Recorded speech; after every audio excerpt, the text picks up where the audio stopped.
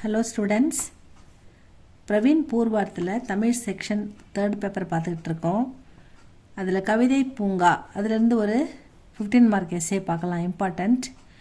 பெரியாரை துணைக்கோடல் என்னும் அதிகாரத்தில் வள்ளுவர் கூறும் கருத்துக்களை தொகுத்து வரைக.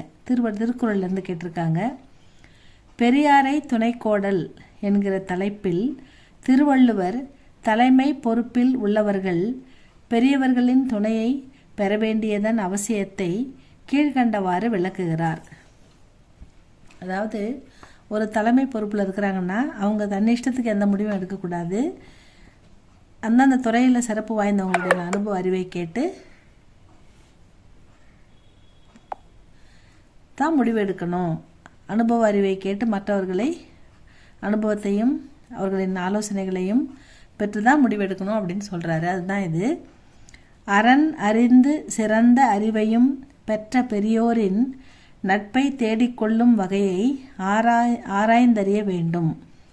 நட்பை தேடிக்கொள்ளும் போது நம்ம சிறந்தவர்களை பார்த்து தேடணும் அப்படின்னு சொல்கிறாரு.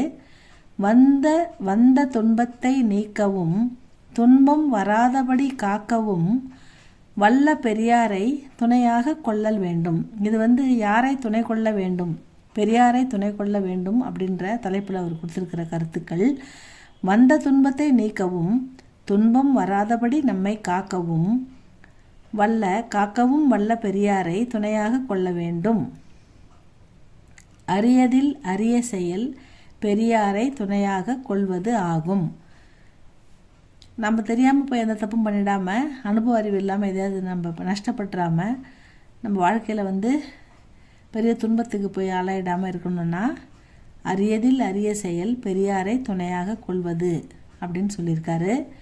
அறிவுடையவர்களை உலகம் மதித்து போற்றுகிறது. அரசனும் அறிவுடையவர்களை ஆராய்ந்தறிந்து துணையாக கொள்ள வேண்டும். அரசனாக இருந்தாலும் அவனுக்கும் அறிவுள்ளவர்களை துணையாக கொண்டு ஆராய்ந்தறிந்து தான் செயல்படணும் அப்படின்னு சொல்லியிருக்காரு. அறிவும் தகுதியும் உடையாரை துணையாக கொண்டு நடக்கும் அரசனை பகைவரால் தீங்கு ஒன்றும் செய்ய முடியாது. அறிவும் தகுதியும் உடையவரை துணையாக கொண்டு நடக்கும் அரசனை பகைவரால் தீங்கு ஒன்றும் செய்ய முடியாது. சிறந்த ஆலோசனைப்படி நடக்கும் ஒரு அரசனை எதிரிகள் கூட தீங்கு செய்ய முடியாதுன்னு சொல்கிறாரு. குற்றத்தை கண்டால் எடுத்துரைத்து அறிவுறுத்தும் பெரியாரை துணையாக கொண்டவரை யாராலும் அழிக்க முடியாது. குற்றத்தை கண்டால் அப்படின்னா அரசனாக இருந்தாலும் அவன் தவறை அது தவறு என்று சுட்டி காட்டும் எடுத்துரைக்கும் அறிவுறுத்தும் பெரியாரை துணையாக கொண்டவரை யாராலும் அழிக்க முடியாதுன்னு சொல்கிறாரு.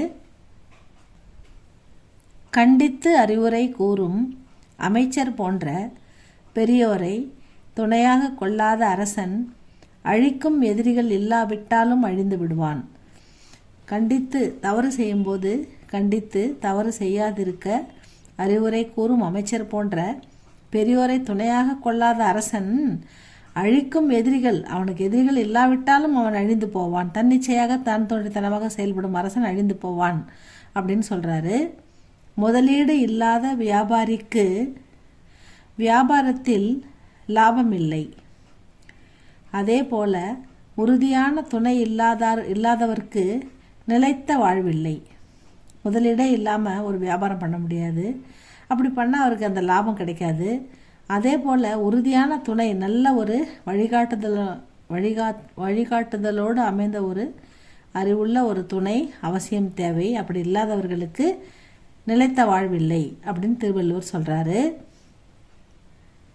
பெரியோர் நட்பை கைவிடுவது பலரோடும் பகை கொள்வதை விட 10 மடங்கு தீமையுடையதாகும்.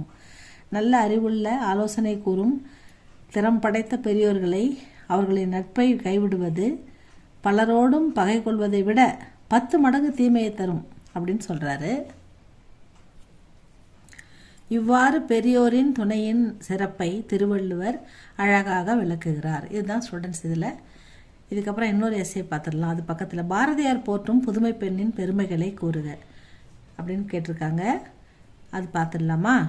புதுமை பெண்ணே, உன் பொன் காலடிகளை போற்றுகிறேன். புதுமை பெண்ணே, உன் பொன் போன்ற காலடிகளை போற்றுகிறேன். நீ சேற்றில் புதிதாக முளைத்த தாமரையாவாய். நீ துன்பம் நீக்கும் சுதந்திர பேரிகை ஆவாய். நாம் தவப்பயனாக உன்னை பெற்றோம். அதாவது பெண்களை உயர்வாக கூறும் பாரதியார், தவப்பயனால் உங்களை பெற்றோம் அப்படின்னு சொல்கிறாரு. சுதந்திரமாக நீ பேசும் மொழி நாரதரின் வீணையைப் போல இனிமையாக இருக்கிறதாம், இனிய இசை போல இருக்கிறதாம். சுதந்திரமாக நீ பேசும் மொழி நாரதரின் வீணையோ அல்லது கண்ணனின் குழல் இன்பமோ? கண்ணன் ஊதும் குழலிசையின் இன்பமோ? வேதங்கள் வழி நின்று மேன்மை வாய்ந்தவரின் சாவை முறிக்கும் அமிர்தமே. அதாவது சாவை கூட முறிக்கும் கூடிய அமிர்தம் உன்னுடையது. நீவீர் வாழ்க வாழ்க பல்லாண்டு. நீங்கள் வாழ்க வாழ்க பல்லாண்டு என்று புதுமை பெண்களை பாரதியார் வாழ்த்துகிறார். அறிவுடைய மனிதர்களை அடிமையாக நினைப்பவர்கள் பித்தர்கள். நெறிகளை பின்பற்றி நேர்மையாக உழைப்பவர்கள் தேவர்கள். அடிமைத்தனத்தை தீயிலிட்டு கொளுத்த வேண்டும் என்றெல்லாம் கூறுவாள் புதுமை பெண். அடிமையை தீயிட்டு கொளுத்த வேண்டும் என்று புதுமை பெண் கூறுவாள் அப்படின்னு சொல்கிறாரு. நேர்மையாக உழைப்பவர்கள் எப்பயுமே தேவர்களுக்கு சமமானவர்கள்னு சொல்கிறாரு. ஆணும் பெண்ணும் சமம் என்று நினைத்தால் இவ்வுலகம் தழைக்கும். ஆணும் பெண்ணும் சமம் என்று நினைத்தால் இவ்வுலகம் தழைக்கும். எனவே தான் சக்திக்கு தன் உடம்பில் பாதியை தந்து அர்த்தநாரீஸ்வரராக காட்சியளிக்கிறார் சிவபெருமான். தன்னுடைய மனைவிக்கு பாதி உடல் தந்து ஆணும் பெண்ணும் இல்லாமல் இரண்டும் கலந்த அர்த்தநாரீஸ்வரராக சிவன் காட்சியளிக்கிறார். அச்சம் என்பது நாய்கட்கு உள்ள குணம். நல்லறம்,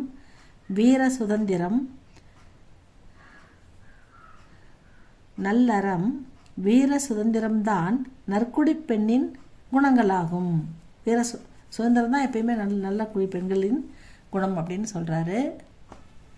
நிலத்தின் தன்மையறிந்து பயிர் செய்தலே சிறந்தது.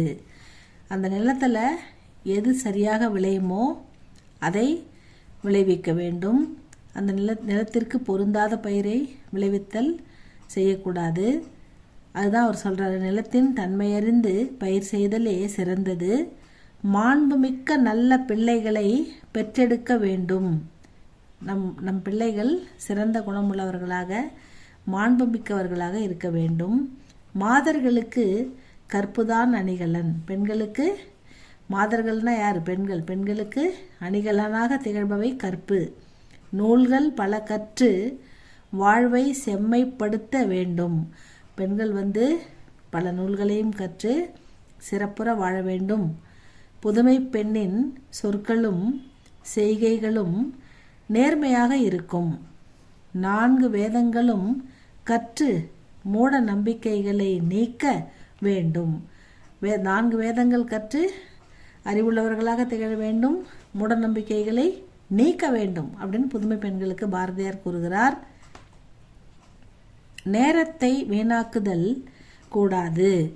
நிமிர்ந்த நடை, நேரான பார்வையும் அஞ்சாமையும் சிறந்த ஞானமும் பெற்று இருக்க வேண்டும். அஞ்சக்கூடாது, சிறந்த அறிவோடு இருக்கணும். நேரத்தை வீணாக்குதல் கூடாது. நிமிர்ந்த நடை, நேர்கொண்ட பார்வை அப்படின்னு பாரதியார் சொல்கிறாரு. அறியாமை கொண்ட வாழ்க்கை வாழ்வதை விட்டொழிக்க வேண்டும். அறியாமை இருக்கக்கூடாது. அறியாமை கூட இருந்தாலும், ஆனால் அறிய மனமில்லாமல் இருக்கக்கூடாது நல்லவைகளை. அதனால்தான் அறியாமை கொண்ட வாழ்க்கை வாழ்வதை விட்டொழிக்க வேண்டும். இதுவே ஒரு பெண்ணின் அறமாகும் அப்படின்னு பாரதியார் சொல்கிறாரு. உலக வாழ்க்கையின் நுட்பங்கள், உலக வாழ்க்கையின் நுட்பங்கள் அறிய 4 திசைகளிலும் உள்ள நாடுகளுக்கு சென்று அறிந்து புதுமை கொண்டு வர வேண்டும். வீட்டிலே அடைஞ்சு கிடக்கூடாது, வெளி இடங்களுக்கு சென்று அறிவை பெருக்க வேண்டும்னு சொல்கிறாரு.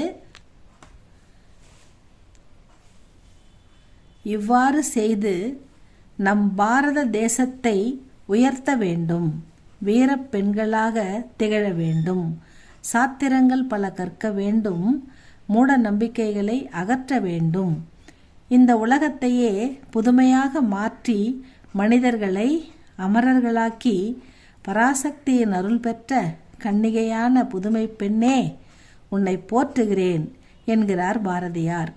இவ்வளவுதான் ஸ்டூடெண்ட்ஸ் இந்த எஸ்ஸே. இது நல்லா படிங்க. இது பிடிச்சிருந்தால் லைக் பண்ணுங்கள், ஷேர் பண்ணுங்கள் ஸ்டூடெண்ட்ஸ், சப்ஸ்கிரைப் பண்ணுங்கள் ஸ்டூடெண்ட்ஸ். தேங்க்யூ ஃபார் வாட்சிங்.